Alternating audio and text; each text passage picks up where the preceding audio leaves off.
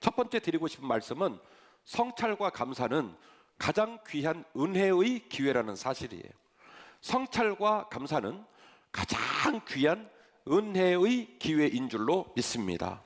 여러분, 성찰의 시간을 좀 가져볼까요? 우리가 인생을 살다가 우리 주변에 다른 사람을 몹시도 즐겁게 하는 사람, 그리고 항상 자신에게 자신감이 있는, 자존감이 있는 사람, 그리고 자신의 삶조차도 즐겁게 살아가는 사람 있어요? 있죠? 예, 이른바 피스메이커. 그 사람을 만나면 내가 기뻐져요. 그리고 그 사람이랑 대화를 하다 보면 뭔지 몰라도 막 자신감이 뿜뿜 있어요. 그리고 그 사람 살아가는 걸 보면 막 감사하고 기뻐하고 그렇게 살아가는 사람이 있어요? 그러면 다시 두 번째 질문합니다. 그 사람은 이런 사람일까요? 죽어도 안 아파요. 돈이 천지빛깔이에요. 아들 셋, 딸 셋인데 아들 셋, 딸 셋이 전부 다 예일대 하버드를 나왔어요. 맞을까요? 아니에요.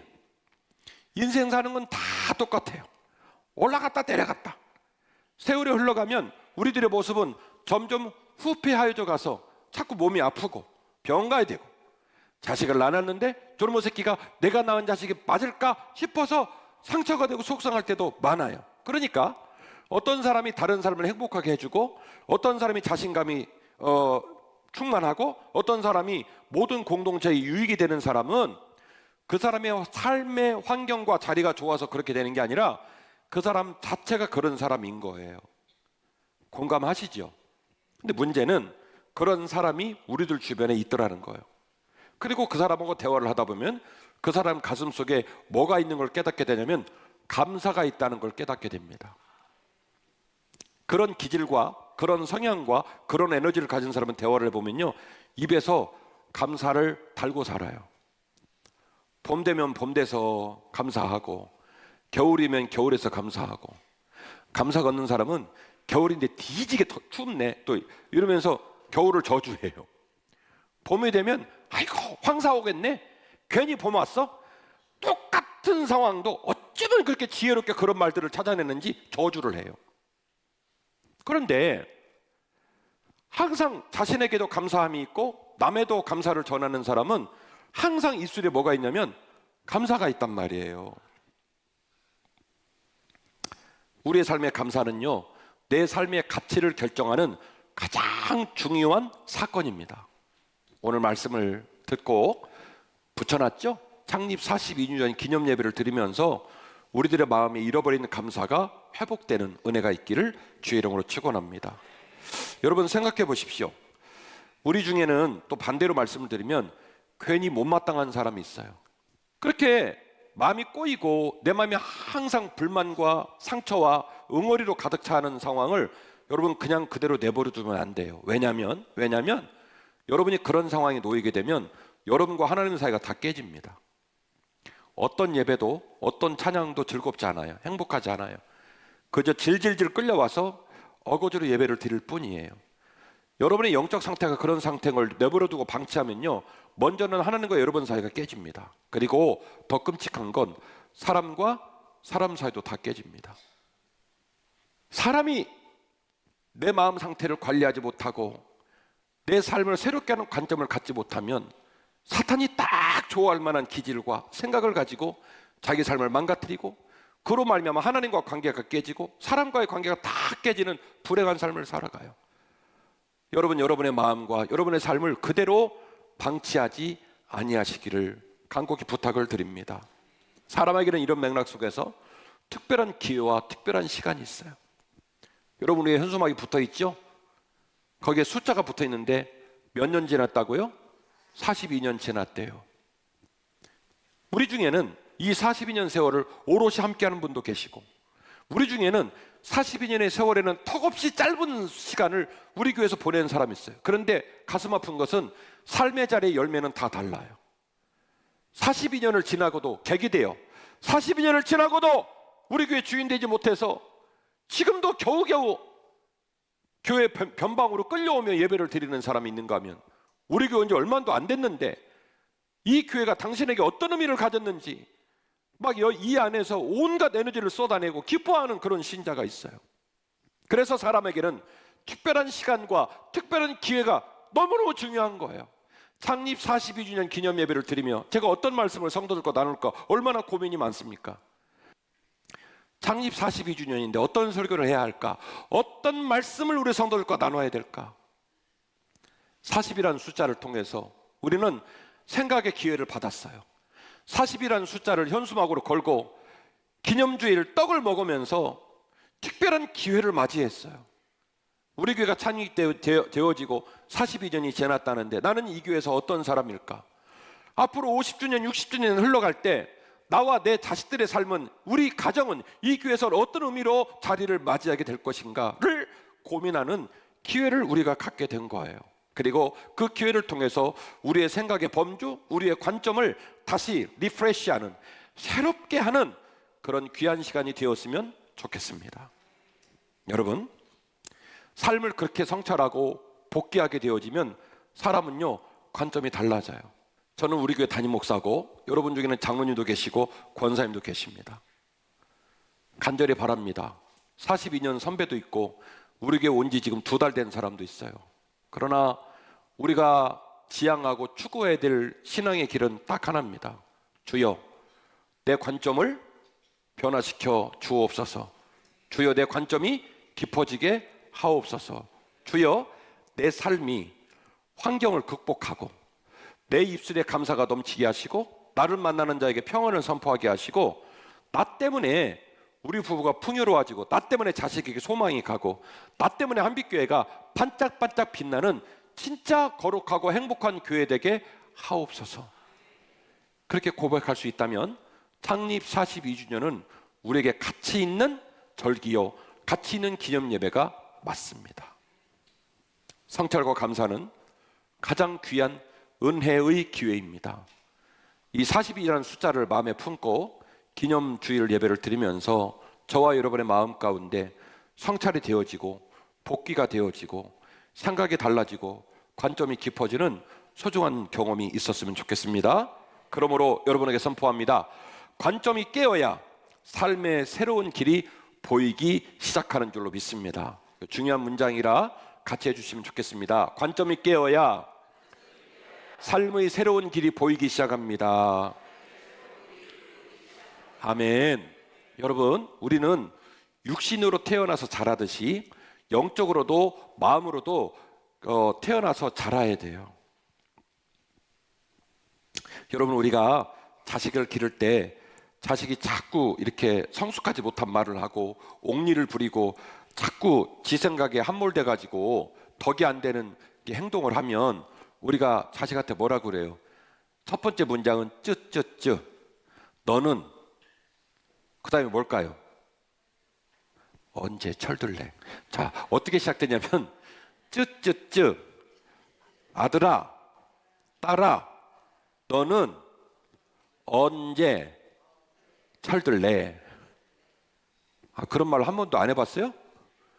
아이고, 거짓말 하시는 것 같은데, 우리가 자녀를 양육하면서 자녀가 아직은 성숙하지 못하고 깊지 못하고 본인에게도 가족에게도 유익이 안 되는 길로 막 걸어가고 함부로 말하면 부모는 생각해요. 내 자녀가 육신의 키가 자라듯이 마음도 생각도 깊어지고 성숙해졌으면 좋겠다. 이른바 그걸 뭐라고 말하냐면 철들었다, 이렇게 얘기하는 거예요. 그러니까 무슨 얘기냐면 사람은요, 육신에 태어나서 육신만 자라야 되는 게 아니라 마음도 태어나고 영혼도 태어나고 그 마음과 영혼이 어떻게 돼요? 점점점 자라가야 하는 존재라는 거예요. 그래야 아름다운 사람이 되는 거예요. 몸만 막 커지면요, 아름다운 사람이 못 됩니다. 몸도 커지고 마음도 커지고 생각도 커지고 영혼도 커져야 될 줄로 믿습니다. 그래야 본인의 삶도 행복하고 그래야 본인으로 말미암아 다른 사람들에게도 행복을 선물로 줄 수 있기 때문에 그래요. 오늘 우리가 읽은 본문은 고린도전서 13장을 읽었거든요. 자, 고린도 교회의 역사적 배경을 좀 말씀드릴게요. 여러분, 우리가 돈 벌잖아요. 사업하잖아요. 근데 수익 내기가 쉬워요, 어려워요? 어렵죠. 지금은 이른바 블루오션이 없어요. 비행기가 세계를 날아다니고 그 엄청난 차액을 가져올 수 있는 비즈니스 아이템이 없어요. 근데 고대 사회는요, 문명과 문명 사이를 넘나들 수 있으면요, 엄청난 고수익이 나는 거예요. 유럽에서는 자개로 만든 그 가구는 본 적이 없거든요. 자개로 가공을 할 줄 모르기 때문에. 비단옷도 마찬가지고. 그래서 이 문명과 문명 사이를 왔다 갔다 하면요, 돈을 갈고리로 긁어요. 이른바 실크로드. 자, 성경이 기록된 장소를 보면 유럽의 동쪽이고요, 아시아의 서쪽이에요. 이게 결국 지금으로 말하면 튀르키예가 될 텐데, 그 아시아의 서쪽하고 유럽의 동쪽이 만나는 지역, 위쪽에는 빌립보가 있고 아래에는 에베소하고 고린도가 있는 거예요. 무역의 요충지. 이미 고린도는요, 그 고대 사회에 인구가 60만이었어요. 그러니까 무지하게 발달된 도시예요. 막 배가 들어오면 막 동양에 있는, 동양 문명에 있는, 그래서 고수익이 나는 제품들이 막 한국으로 들어오고, 유럽에 있는 제품들이 또 배 타고 동양으로 가니 이건 무역의 요충지예요. 그래서 돈이 시들시들하고 인구가 많고 잘 나가는 도시예요. 게다가 고린도전서 12장을 보니까 더 놀라운 것은요, 고린도교 교인들이 은사가 또 장난이 아니에요. 그래서 우리가 알고 있는 수많은 은사가 고린도전서 12장에 나옵니다.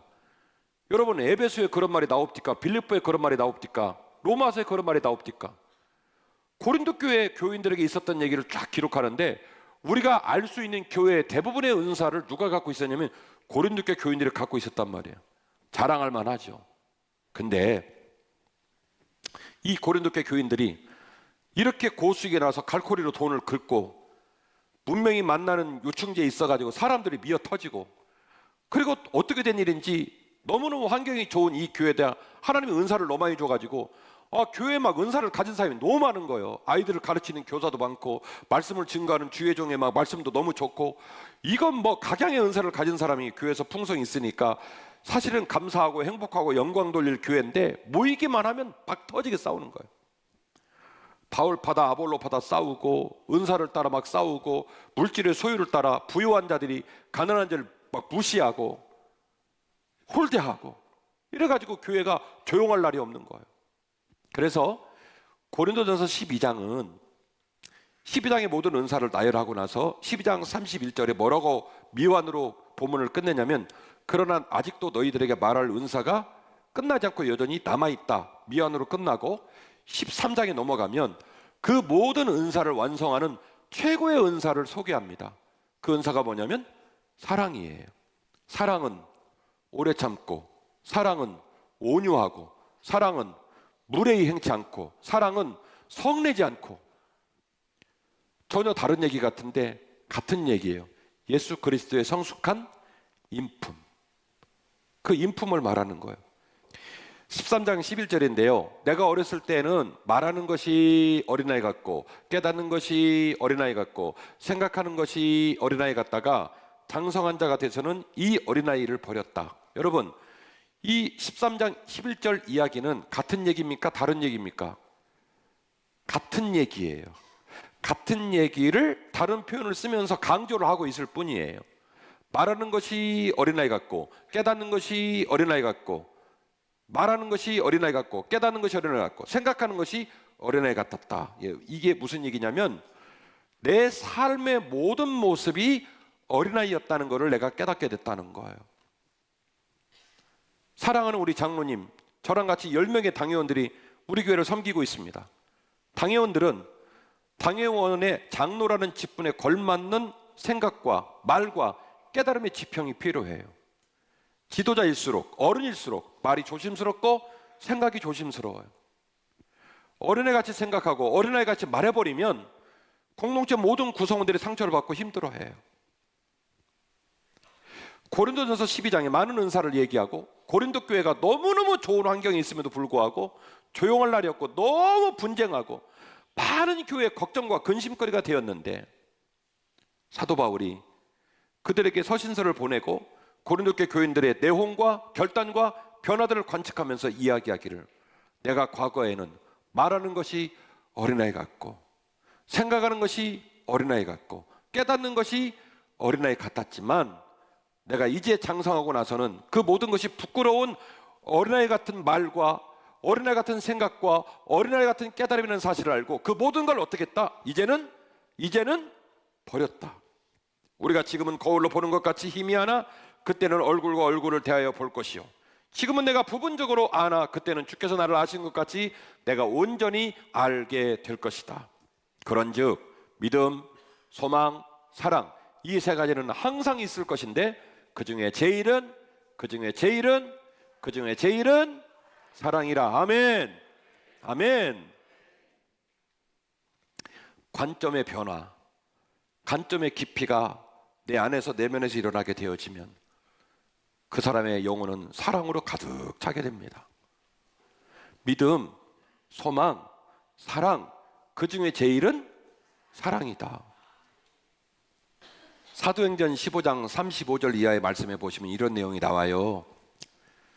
사도 바울이 다메섹으로 가다가 주님 만나잖아요. 주님이 너는 내 제자가 되라고 그러잖아요. 그래서 다메섹에서 가서 3년간 훈련받고 나름대로 준비해가지고 이제 목회하려고 예루살렘 갔걸랑요. 그랬더니 예루살렘에 있는 사람들이 받아줘요, 안 받아줘요? 안 받아줘요. 그래갖고 귀양 갔어요. 어디로요? 길리기아 다소로. 그 사람한테 기회가 없어요. 아무도 안 받아줘요. 네가 뭐하는 놈인지 모르냐, 양심 있으면 입 다물어라, 이렇게 된 거예요. 그랬는데 바나바가 목회 선배예요. 스승님이고 함부로 대할 분이 아니에요. 바나바가 길리기아 다소까지 가가지고 누구를 데려오냐면 바나바를 데려가지고 그 어려웠던 바울을 데려와서 그 어려웠던 바울로 하여금 사역할 수 있는 기회를 줍니다. 자, 이게 배경이에요. 그러면 바울은 바나바한테 잘해야 돼요, 잘해야 돼요? 잘해야 돼요. 하도 대답을 안 하니까 질문을 기회롭게 해야 돼. 잘해야 되는 거예요. 근데 1차 전도 여행을 떠날 때 마가라는 젊은 친구가 밤빌레에서 톡 껴요. 그게 너무 미웠던 거예요. 왜냐면 그놈이 되게 부잣집 아들이야. 비데가 없으면 똥을 못 싸. 막 이런 상황이어갖고 밤빌레에서 톡 껴요. 갖고 찍었어, 마가를. 그 마가의 다락방 120문도 그 마가요. 제2차 전도여행을 떠나는데 바나바가 바울한테 설득을 하는 거예요. 그러지 말고 너무 젊은 친구니까 살기를 유복하게 살아서 그러니까 얼마나 충격을 받았겠냐. 우리가 기회를 주자, 격려하자. 그런데 바울이 받아들일 만한데 성질을 버럭버럭 내고 박터지게 싸워요. 사도행전 15장을 집에 가서 읽어보세요. 그래가지고요 아주 그냥 바나바하고 끝장을 봐버립니다. 그래서 바나바랑 찢어져요. 바나바는 마가를 데리고 키프로스 섬으로 갑니다. 왜 바나바가 마가를 신경 썼냐? 생질의 누이의 아들이에요. 그래서 바나바는 마가를 데리고 키프로스로 가고요, 그리고 바울은 실라를 데리고 북쪽으로 갑니다. 참 생각해보면 안타까워요.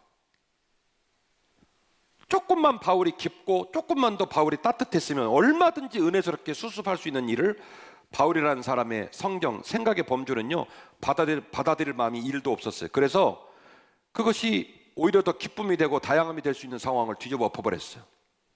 깨져버렸어요. 이게 속상한 사도행전 13장의 내용입니다. 그런데 말이죠, 디모데후서 4장 6절 이하의 말씀을 보시면 시간적인 단차로는 약 12년 정도 흘러간 후이고 더 깊은 내용은 더 깊이를 보시면 나와요.